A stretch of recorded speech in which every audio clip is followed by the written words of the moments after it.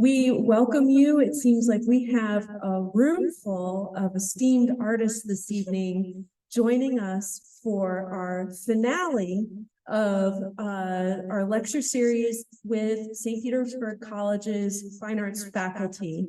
This is the 7th program in our series, and we thought we would sum up the year and sum up this wonderful exhibition of the 2024 St. Petersburg College Fine Art Faculty Exhibition with none other than Professor Emeritus JIm Hagenbuckle. So welcome, Jim.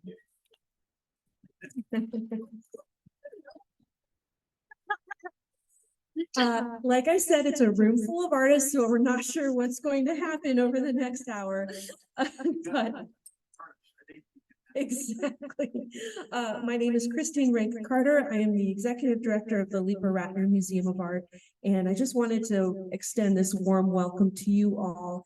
We are going to hear a few words from our curator, Sarah Felice, who will give us a little bit of a background on JIm Hagenbuckle before he gets started speaking. And then after Jim's program, we'll open it up for a Q&A, and we look forward to seeing what Jim has to say. So without further ado, Sarah Felice.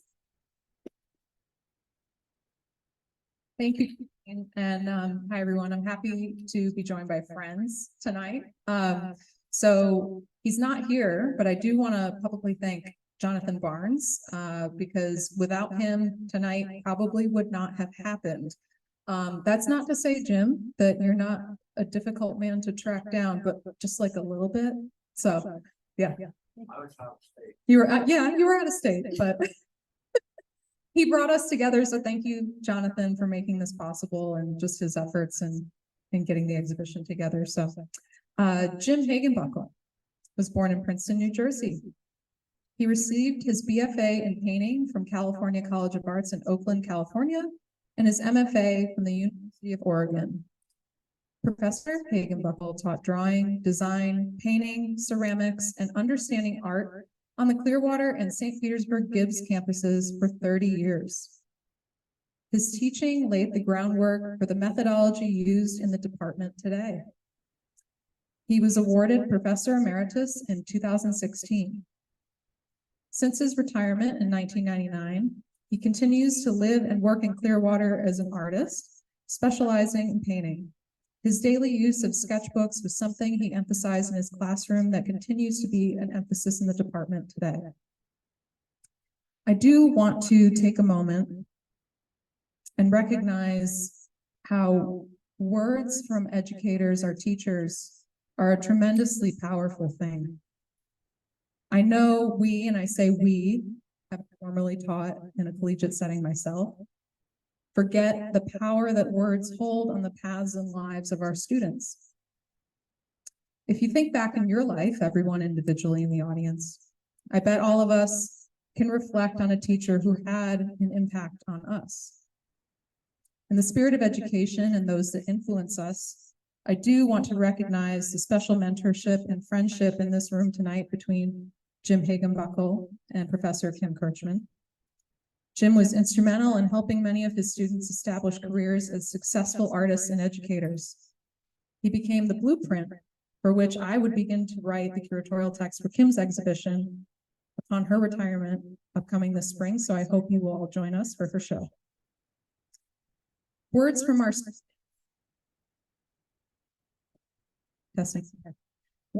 students, likewise, can mean a lot to us. Knowing that sometimes perhaps we feel the information we share as educators can go in one ear and out the other. I hope you'll take a moment and let me share with you some comments from your previous students. Jim. Frank Lee Mays wrote, "Hello, my old, as in long time ago, mentor. Remember me from the Babylon Band? I've been living in Guatemala for over 20 years and have an art gallery here. Thanks for being an inspiration." Shirley San Martin. "Many kind greetings from a student who learned from your directions in the 80s and 2000s. Painting and drawing were great classes, and this is a note of sincere appreciation for your insight and wisdom. Your exhibit with your wife at the Crossroads Gallery is a fond memory. Fleta Monaghan. I studied with you in the 70s and I was enthralled with the color wheel, the compositional studies, and what I now know is the Bauhaus influences. I have a gallery now of my own, and I'm a practicing artist, and you gave me a good start. I'll finish with this one. Dan Radcliffe. I was a student of yours back in 1980 and 81 at the St. Pete Junior College campus. You were an inspiration, and I still carry sketchbooks everywhere. I remember you teaching us to draw subject and not object. I remember you telling us stories of how your palette wasn't up to your instructor's standards, your palette, Jim. I remember gaining an appreciation for John Lennon while in your class, and I was in your classes when he died. I even remember an art project about Lennon. I remember filling the art hall with empty ice cream tubs for a project. I remember getting a number 8 round sable paintbrush for Christmas and using it in your painting class. You told me if I took care of that brush, I could one day show it to my grandchildren. Well, you were right. My twin baby granddaughters will one day see that brush as I still have it and still use it. Thank you for all you taught me. You were and are an inspiration. JIm Hagenbuckle, everyone.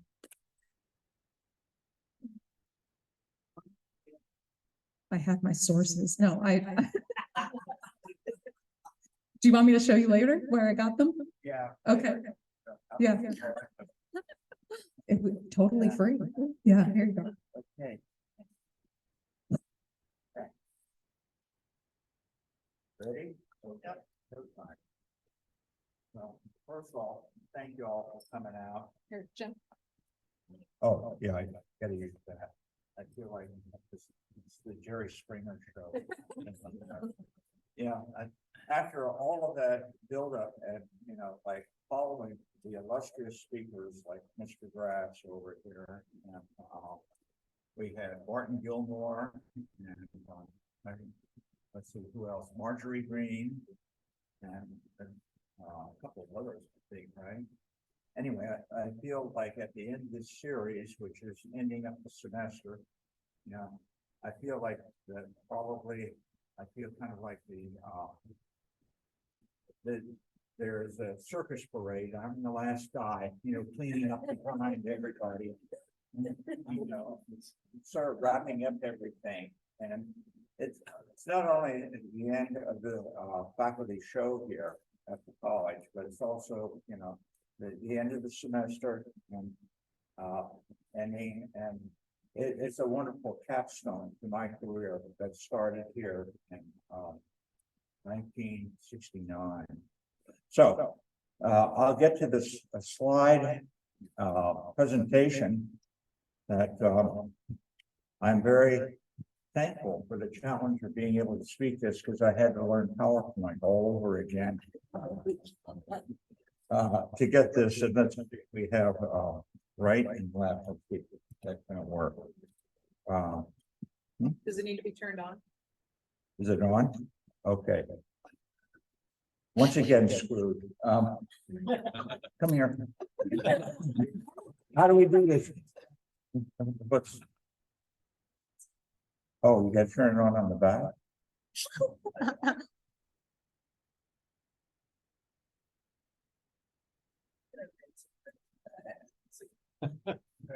I'll be your lovely assistant. Okay. All right. First off, I want to make a commemoration to my mother. This is my mother, and on the right is an article from the St. Petersburg Times, 1926. And she is here. Local artists decorate Gangplank Social Center. Francis Biddle Threadmore adds artistic touch. And in this article, he said, it's become better known as an artist decorator in Florida Art School, where she is a student. Now, does anybody here know about the Florida Art School? I contacted the Pinellas County Historical Museum. I said, where was the Florida Art School? I think it was down where the museum is now. But that's another thing I'm tracing. Anyway, my mother started her career as an artist. there. And then she went to New York and she studied at the Art Students League with a well-known sculptor by the name of William Zorach. And what Zorach did was he got people in working in direct clay modeling. And then if the students were successful, they'd take plaster casts. And this is 1 out of 4. My mother was a student there in 1933. And you know, looking back on that and raising the question, I can remember as a kid in Princeton, her studio with, you know, the smell of paint in it and the old art forms, Art in America. There was no art form then. Art in America and laying around and wondering, you know, the issue, did what I was gifted with or became, was that a part of the my exposure in the environment, or is there an art gene that connects us, you know, or is it a combination of both, you know, but there it was. Next. Okay, I went to Pinehurst High School, Pinehurst, North Carolina, and University of North Carolina, Chapel Hill, where I was a journalism major. And there are certain points in your life where there are what are called, I guess, you know, epiphanies or, you know, Saul on the road to Tarsus, you know, vision where you get this. And when I was there, I, you know, took a drawing class. I got a C in it. You know, but there was an epiphany, and I knew at that time I was going to become an artist. There was that journalism wasn't going to cut it, and there was that inner feeling of absolute certainty that my life was going to be dedicated to this language of communicating the incommunicatable, and the great, as you are historians, you know, the great language of mankind. And I went back and told my mother I was dropping out of UNC and I wanted to be an artist, and we had a horrible fight. And she said, "You're going to be a bum like your Uncle Keith, who was a freelance artist in Chicago. You know, don't do it. Don't do it." And I was not swayed. And well, I ran off to Mexico, which was one of the great informal educational thing that the Instituto Allende of San Miguel Allende. I learned and lived there, and you know, and absorbed a whole culture and started to learn a language. It was real education, and you know, compared to the formal education I was getting at UNC, very good school, but it wasn't like being in the streets of San Miguel. Anyway, that was all Great Bohemian and the Art Students League in New York for a short time. And I said, but you know, I've got to really get some academic credits. And I went to CCAC, which is a professional art school, and you know, learned how to draw and work with professional artists. And there was another great pivot point when I was in my second year there. They gave me a scholarship. You know, it was a pittance, but it meant that the faculty really thought maybe I had something. And that was, you know, an assurance to continue on. And I mean, when I was putting this lecture together, I dug back and there were pictures and, you know, the professors, like I was telling Kevin about Ralph Borge and the drawing terror that he would strike into us with a 2B pencil that was about that long. Anyway, so kid got out of CCA with a BFA in '66 and went off to the University of Oregon on the advice of a friend who was at CCAC with me. And I got an MFA there in 1969. And I came back here to St. Petersburg College. Yeah, the graduate thesis, romantic minimalism, and University of Oregon. And I know you art historians are all going to pick up and say, this is a contradiction. This does not work.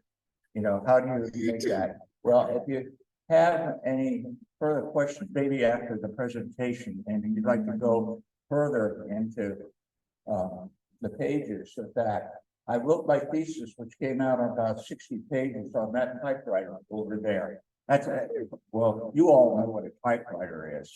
It's a machine that makes, you know, sheets of paper and destroys them. And the romantic,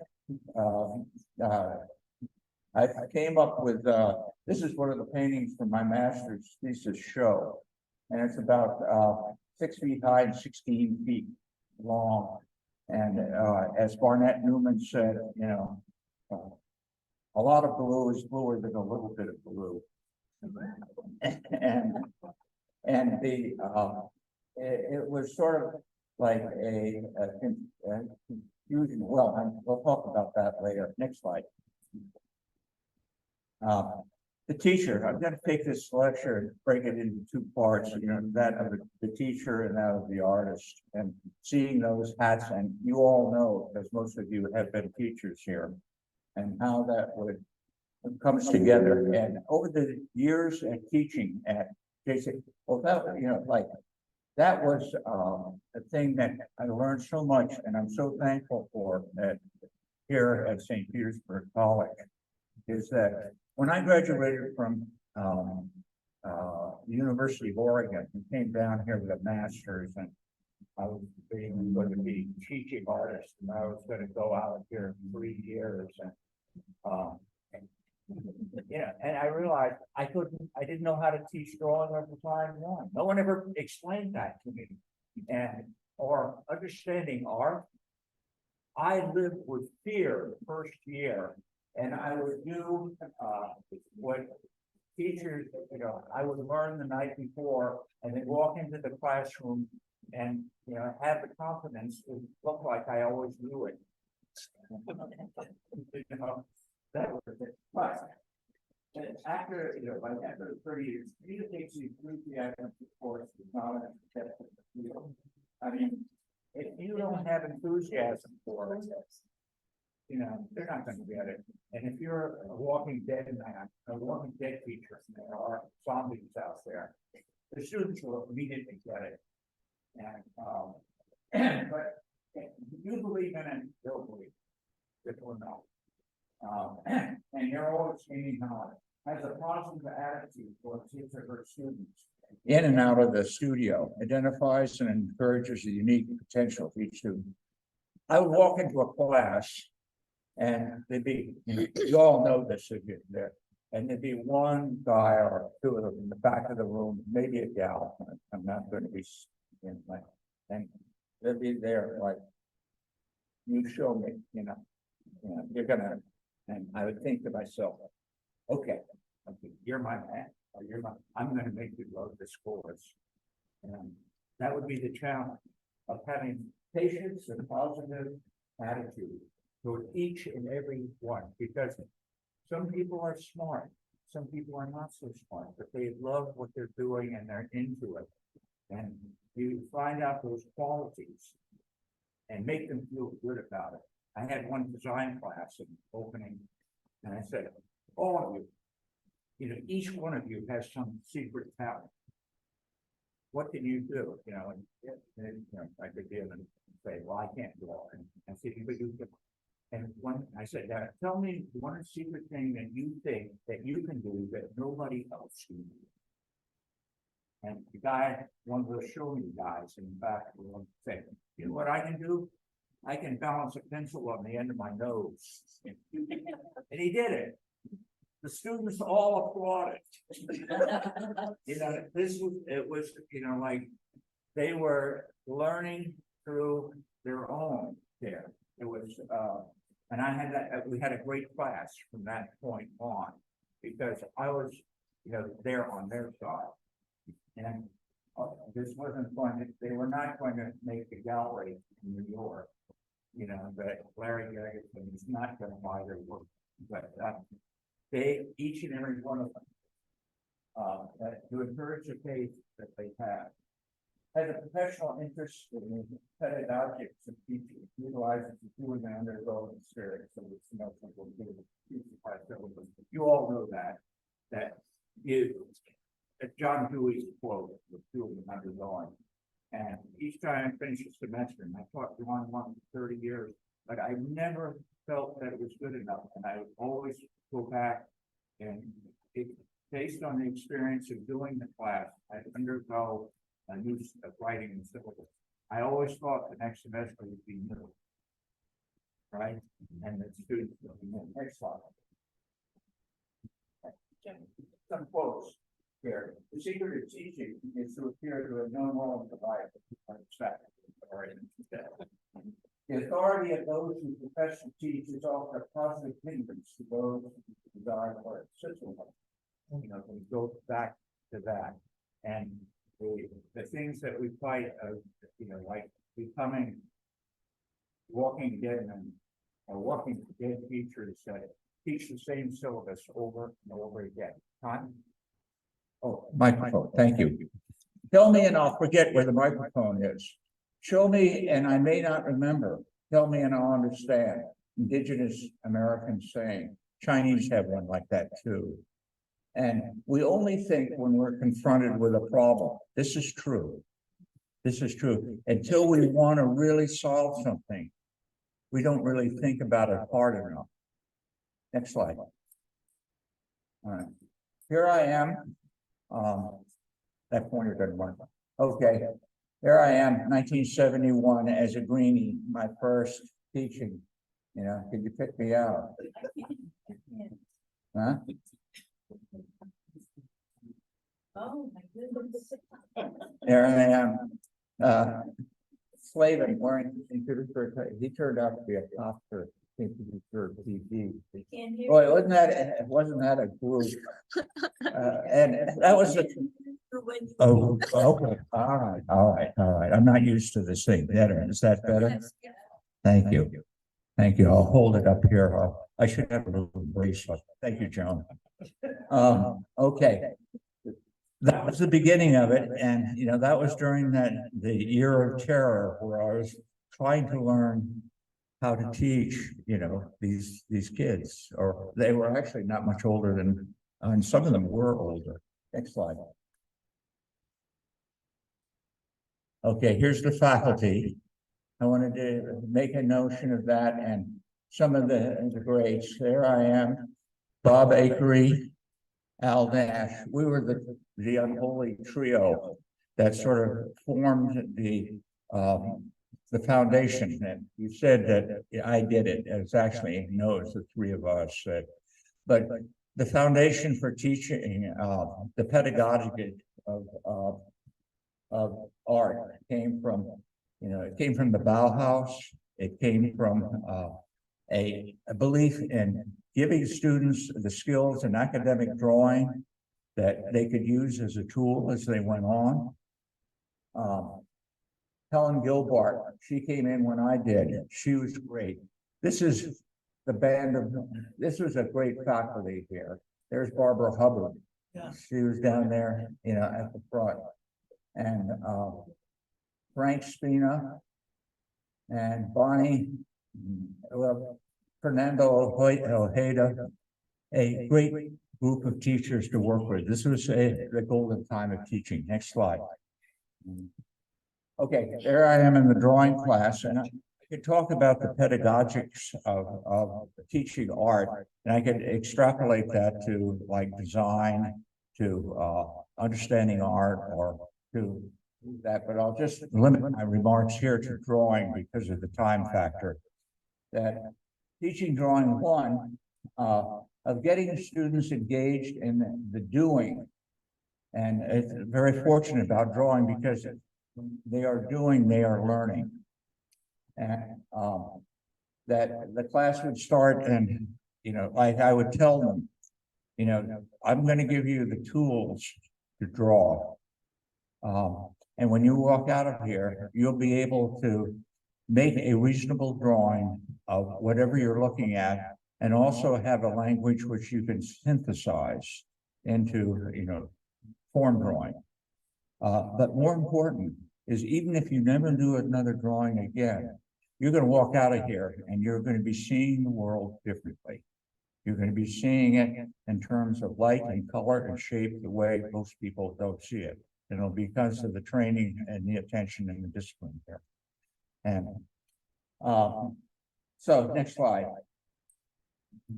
The pedagogical drawing, and this is still carried, Kevin, you know this well, Michelle, all that drawing for light, learning the pedagogics of the 6 conditions of light, and light, shadow, foreshadow, gas shadow, etc. The rules for form and being able to formulate objects, you know, with a logic rather than a visual attempt of a change in plane value. These were standard, like drawing exercises that we did. But I mean, the design class was, like based on a lot of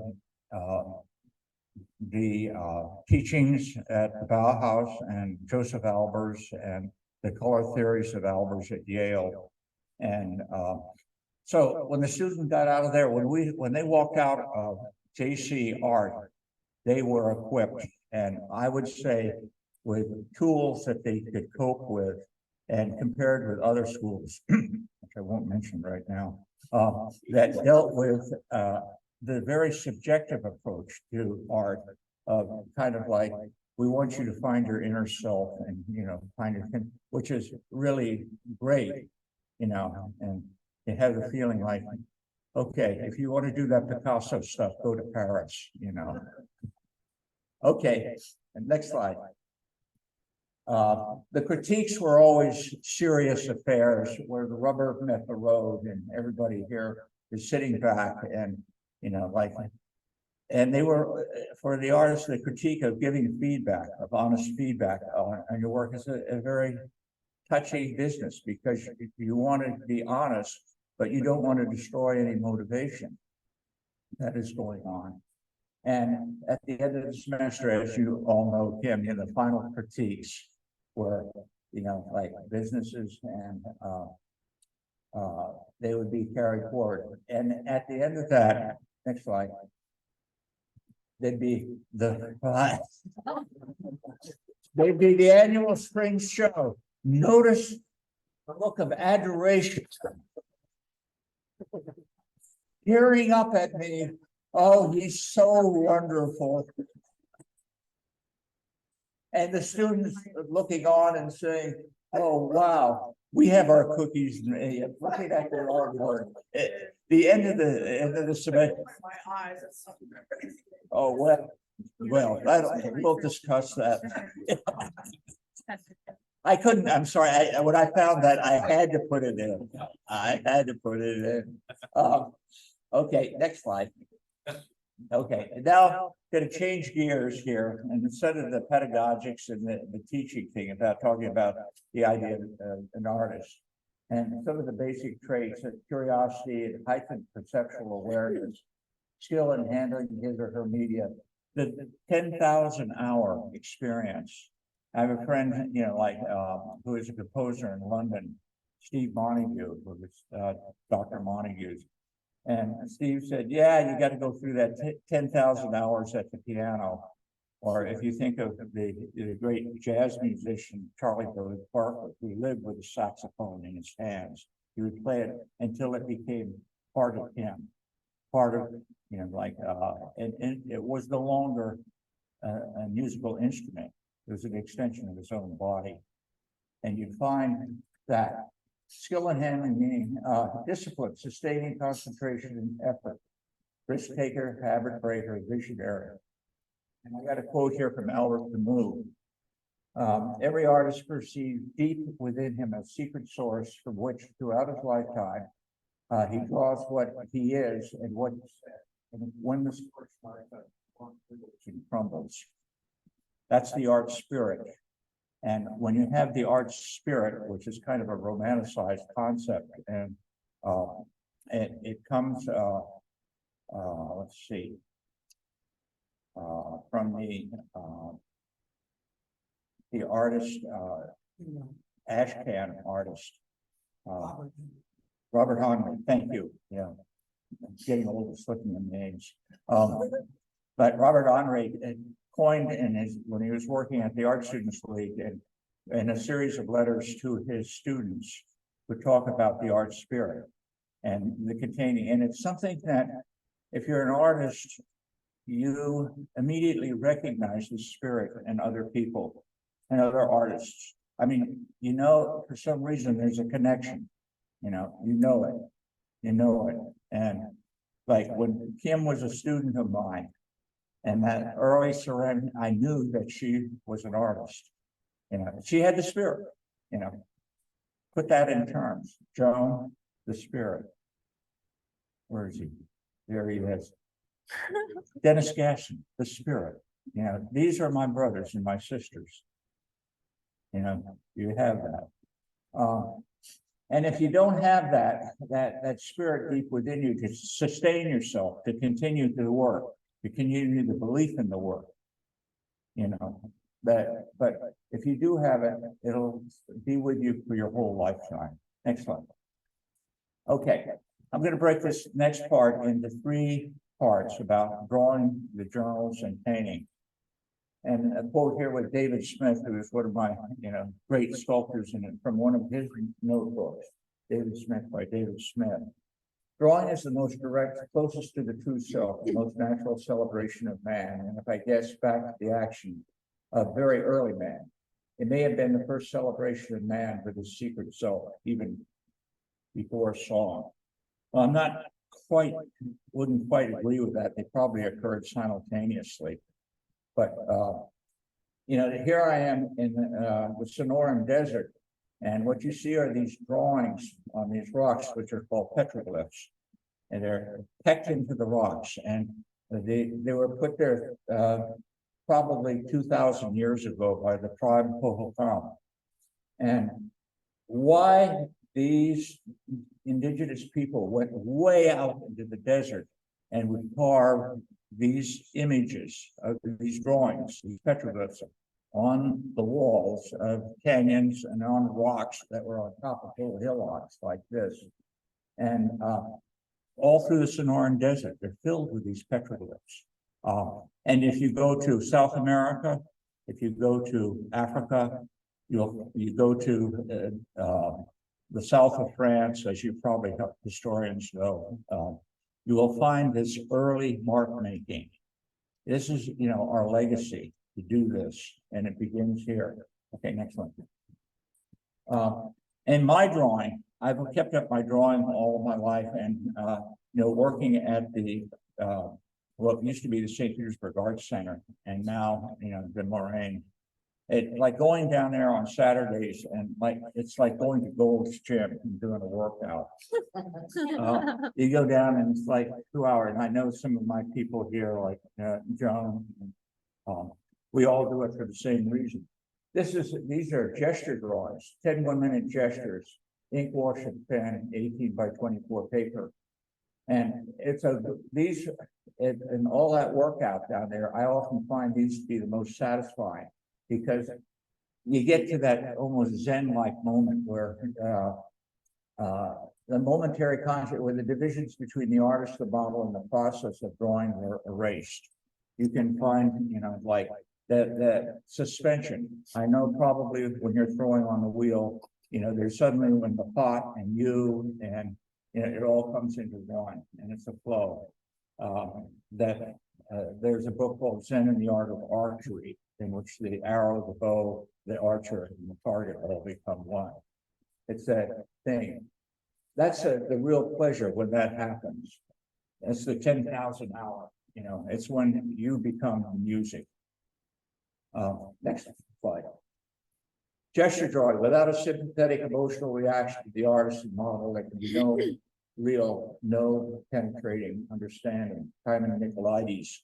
Nicolaides taught at the Art Students League, and his book was still, The Natural Way to Draw was still very much in power there. And he put a lot of his teaching on the initial point of the gesture and practicing that. These were like probably 5-minute studies.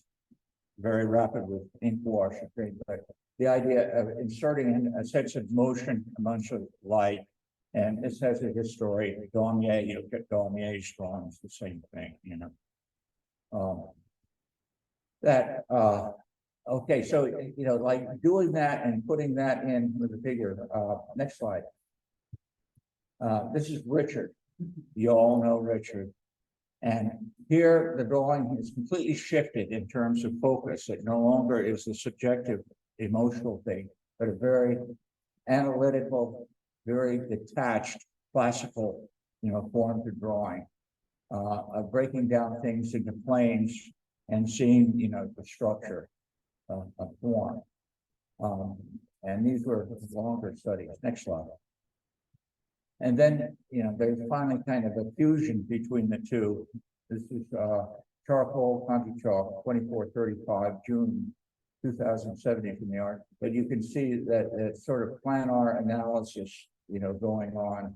But, you know, there's also the little modeling of it for, you know, more of a classical ambience than an expressive ambience to it. And that's, I guess that's me, you know, when that starts to happen. Okay, next one, slide. Drawing journals. Full pile of journals. You know, like I left my one today. Every New Year's Day, I start a new one. And on New Year's Eve, I close the last entry on the last one. And I've accumulated them like, you know, like, I guess, coral polyps on a reef after 30 years of a whole pile of these things with all sorts of entries. Each journal has a cover, 2020 here, the year of the pandemics. And there was my old friend, Mr. Mambo, who is deaf, but he has a nice, happy COVID bow tie on, and he's greeting us for the new year. And so the journals would be filled with everything. Next slide. Like for travel and notation. And my wife and I we traveled through Ecuador in this case, and you know, like in Tora Bora, Ecuador, Lagos. So that I would always carry with me with my journals, there'd be a small watercolor box and an ink pen. And these would always travel with me, and the journal, of course. And it says the writing is shaky because of the bus ride. The mountains are here volcanoes, volcans, are mostly thought to be gods, both male and female.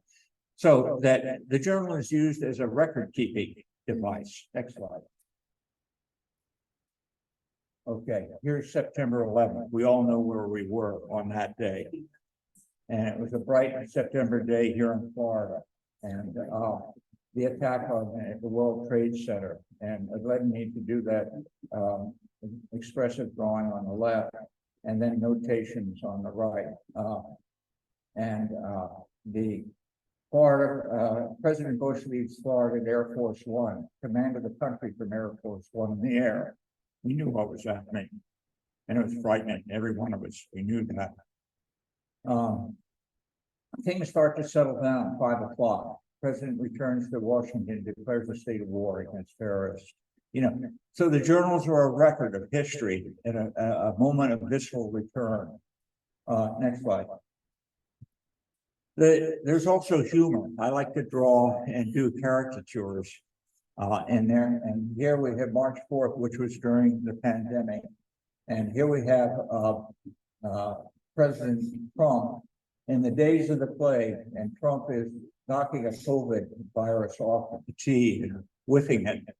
And say, the end is coming, but golf goes on, Lawrence Ferlinghetti. And then right down the street from where we live, Cole's Gun Shop. And the St. Petersburg Bay Times, gun shops are considered essential and are allowed to remain open. And so I draw Cole's Gun Shop, and it says free N95 mask with AR-15. That's, you know, that kind of you know, the irony and the comedy of that. And so the drawing books are filled with these sort of little, maybe it's because I was raised with Mad Magazine. And the sort of satire and ironic comedy. I never really got over mad, you know. But they would appear here. Next slide. I would refine some of them into clown act cartoons. I had to do this. That at the top we have Bush, right, as a Texas rodeo clown shooting missiles at Putin. And it says, "Hey Vlad, old buddy, want to know a state secret?" That was in 2004. In 2019, here we have Trump, who now has, Trumpo the Clown. I did him as Trumpo the Clown. And he has a big, Pinocchio liar's nose on. And Vlad, you want to know a secret, a big secret? It's huge. And in both cartoons, Putin hasn't changed a bit.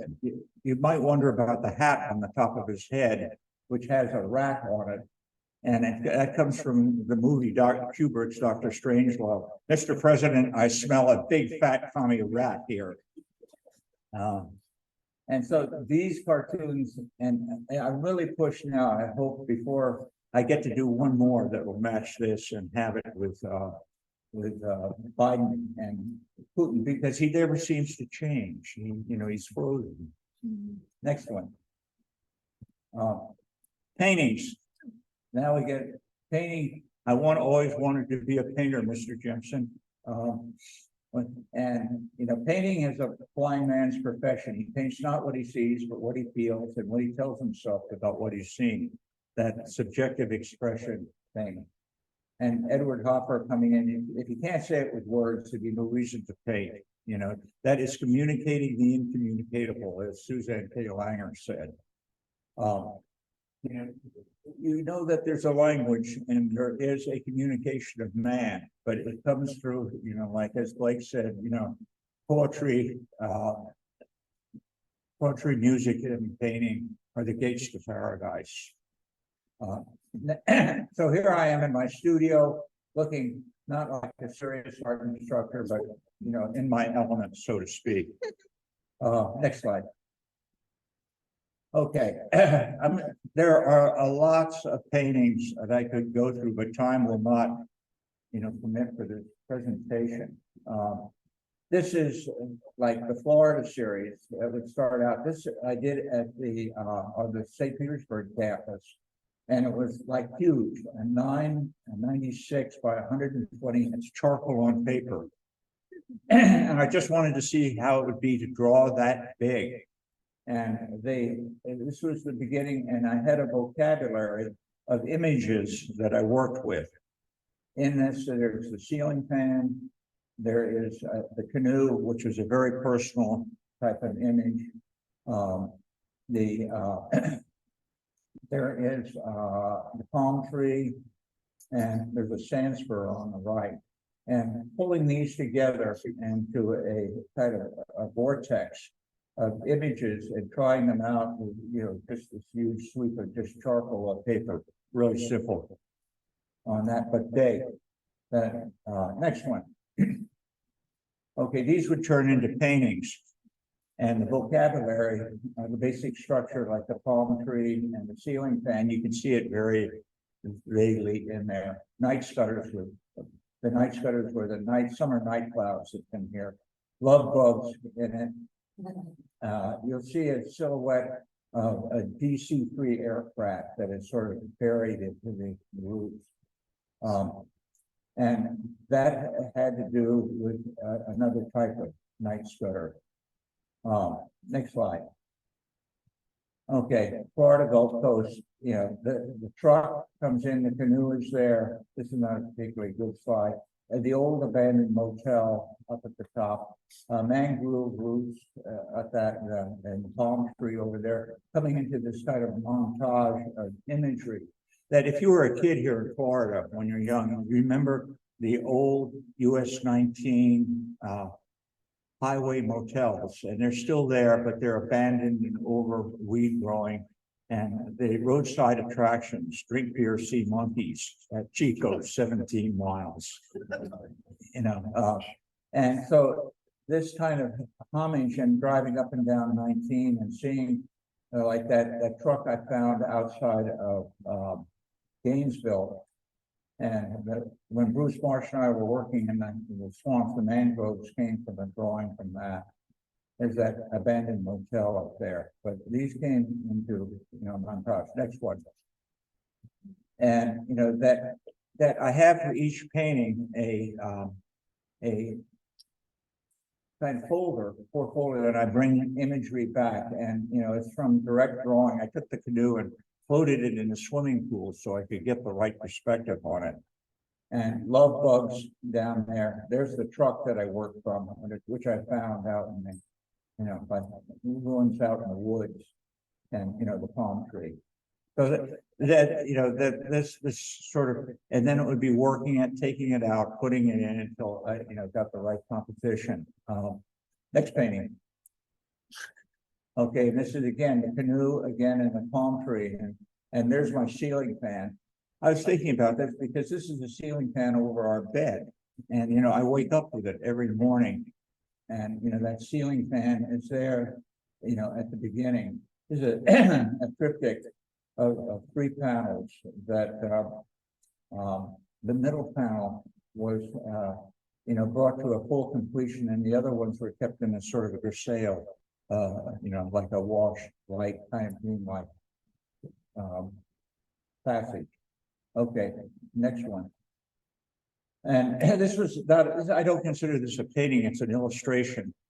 And it's an illustration on paper, and it's sort of it's an apocalyptic image that again is put together, and it was inspired a little bit by the Old Testament, Isaiah.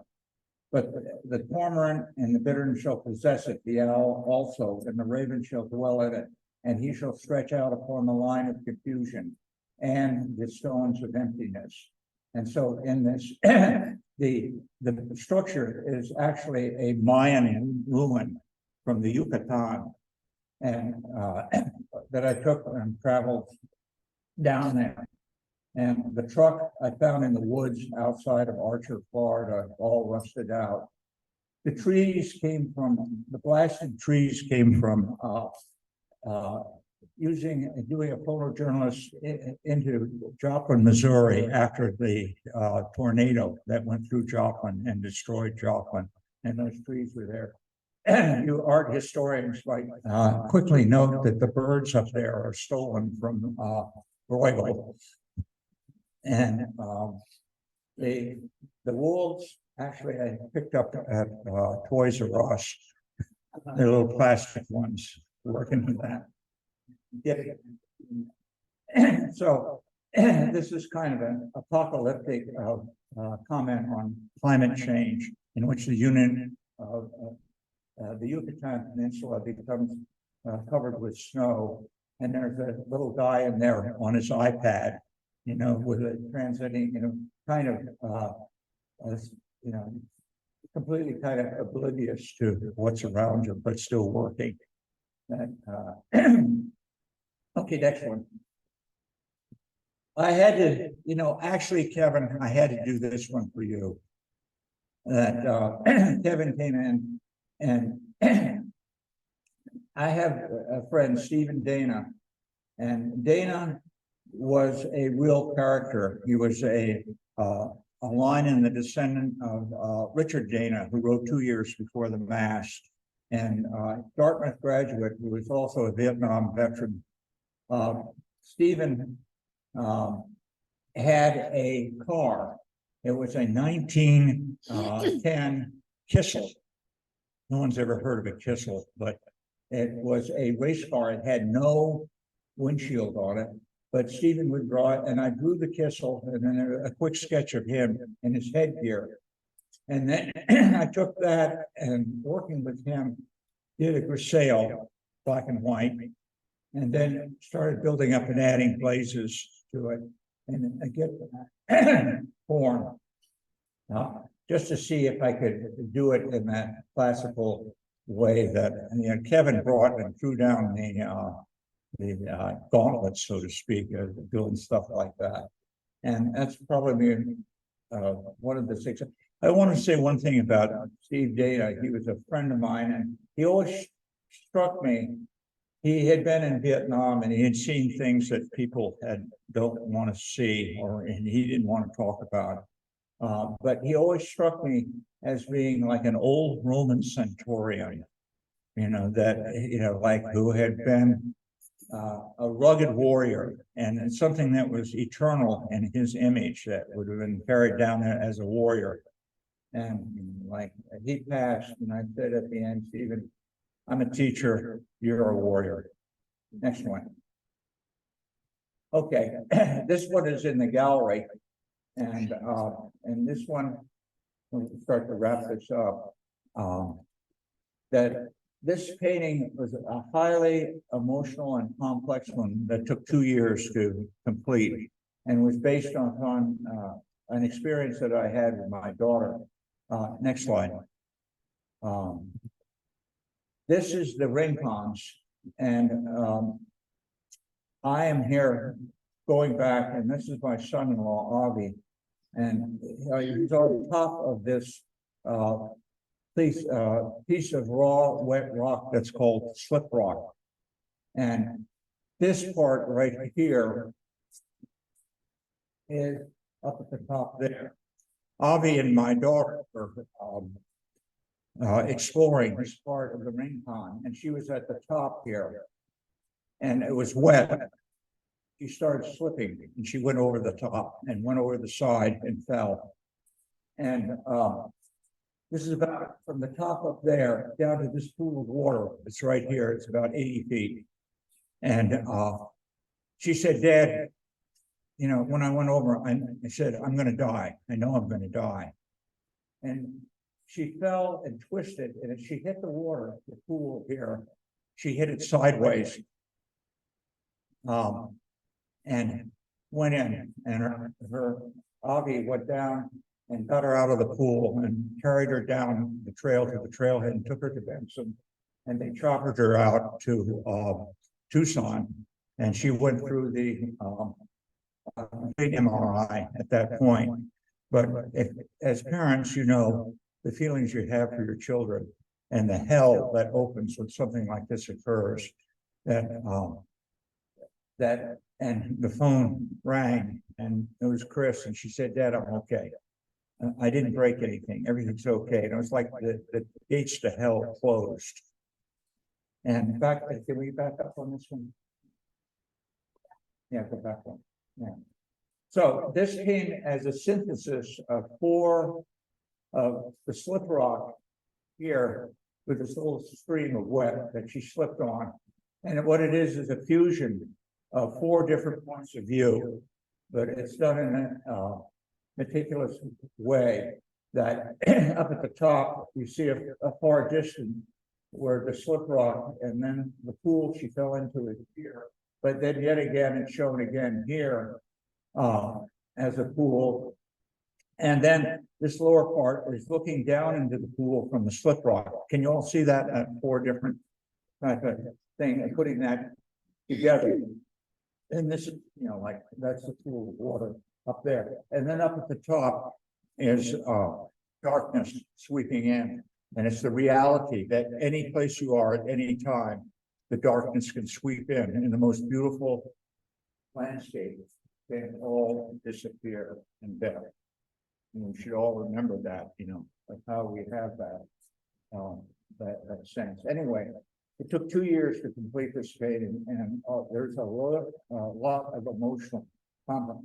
There is in southern Arizona, out there in the desert, you often find these small statuettes, like right here, that are often religious figures, like the Virgin of Guadalupe.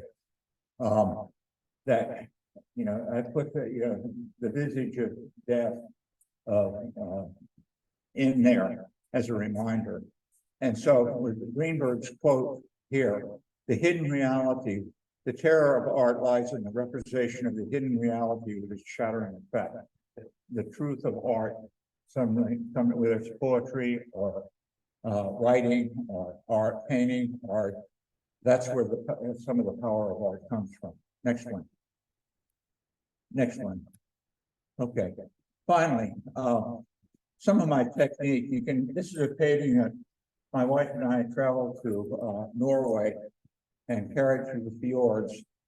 And so there's this, pretty realistic, or I wouldn't call it realistic, it's romanticized, like that water, but down at the lower part.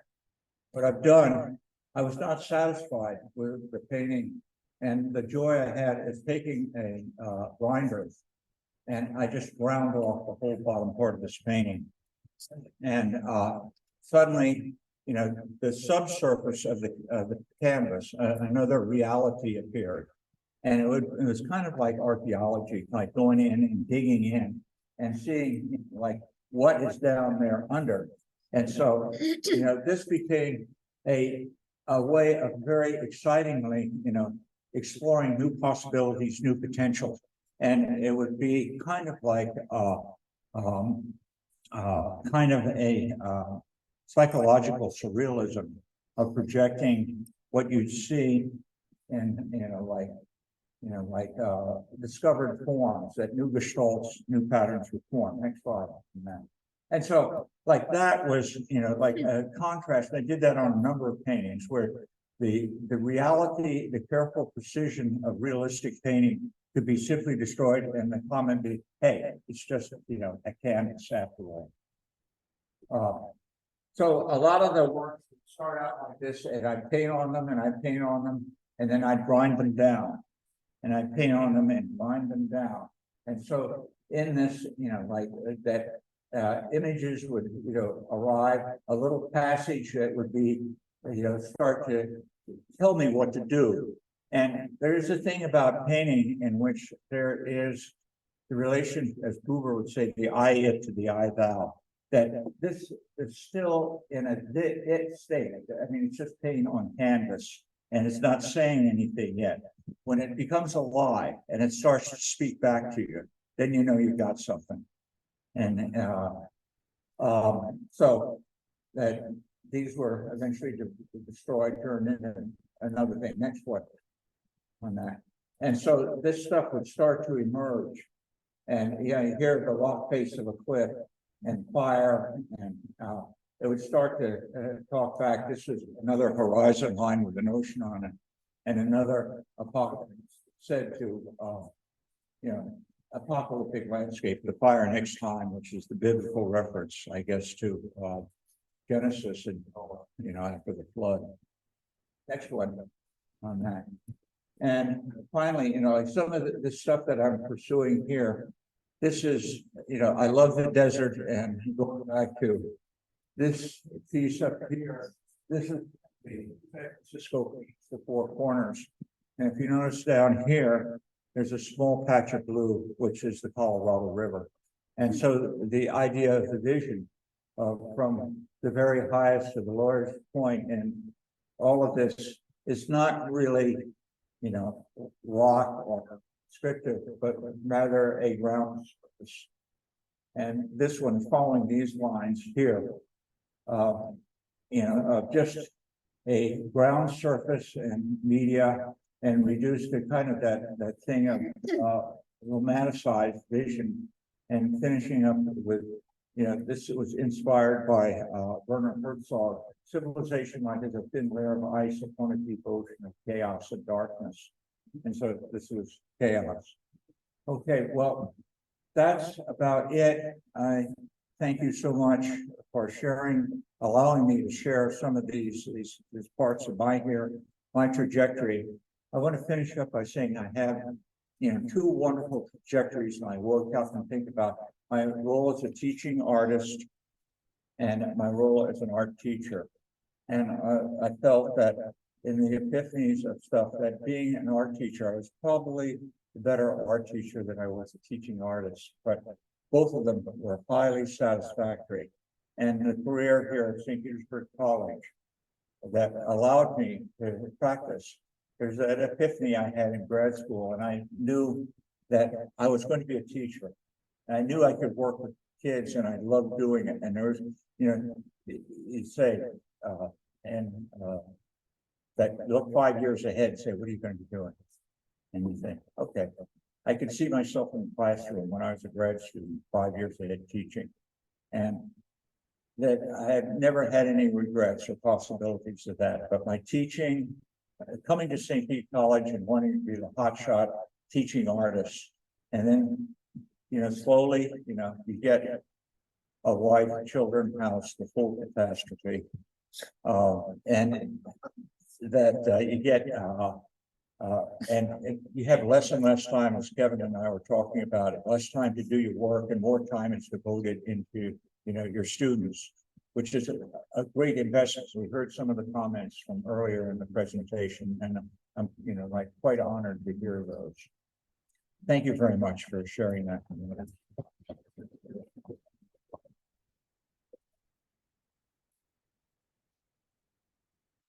Thanks, everybody.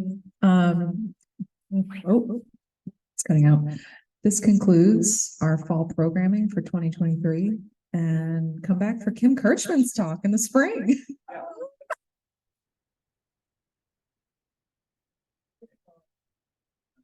Anyone have any questions? Yeah, Michelle.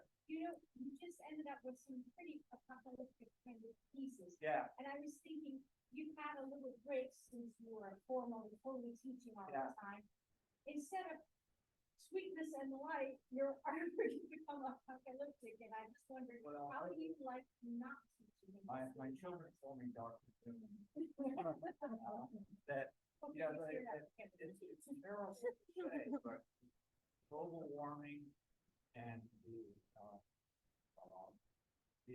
climate change and the war, coming in here and seeing the Picasso's Guernica and think, this is Gaza. What's happening? The films that we see today of women holding their dying babies in their arms.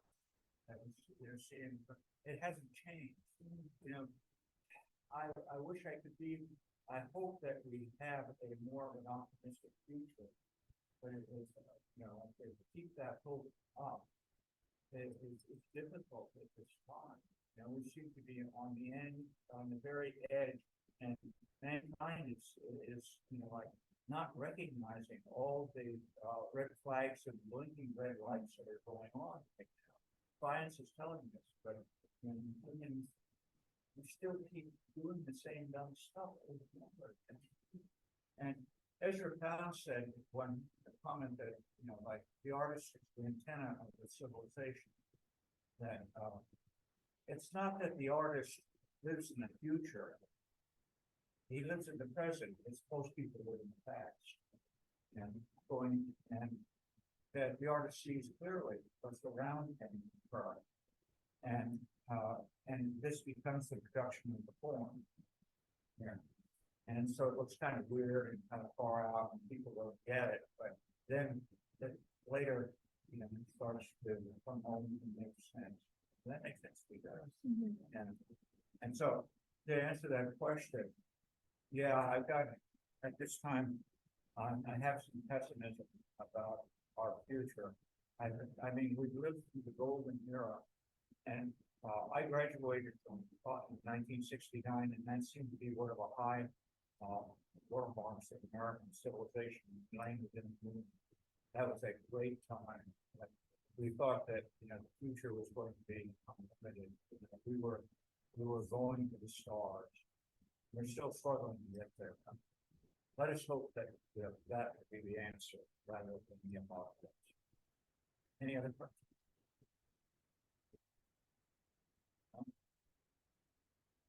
But they're all done. Yeah.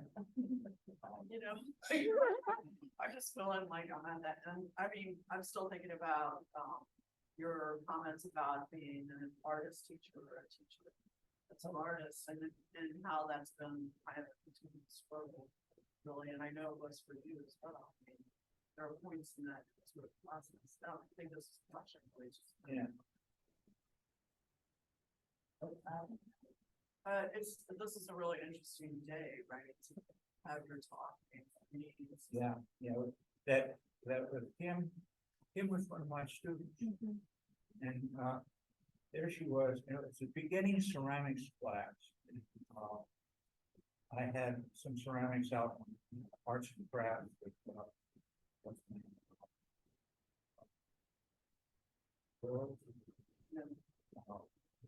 And so I was setting up, I said, I took the administration said, you gotta have ceramics. Well, who's gonna teach it? They pretty much. I'll do it. And with my, I could barely pull a pot.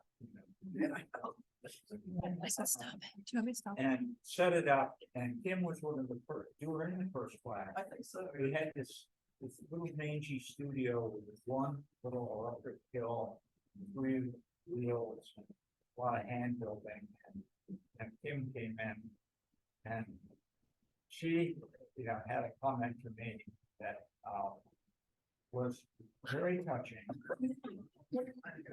And at that moment, I knew she would have the art spirit. And I said, you go be an artist, you got it, right? Yeah, it changed my life.